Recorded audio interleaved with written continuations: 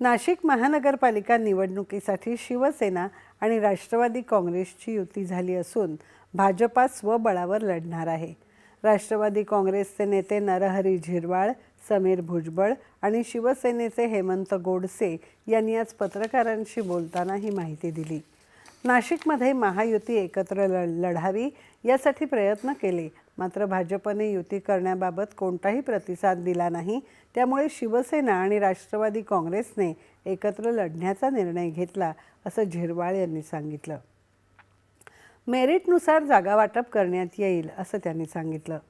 धुळे महापालिका निवडणुकीसाठी महायुतीतील तिन्ही पक्ष स्वतंत्र लढणार असून महाविकास आघाडीतील तिन्ही पक्ष आणि मनसे एकत्र लढणार आहेत।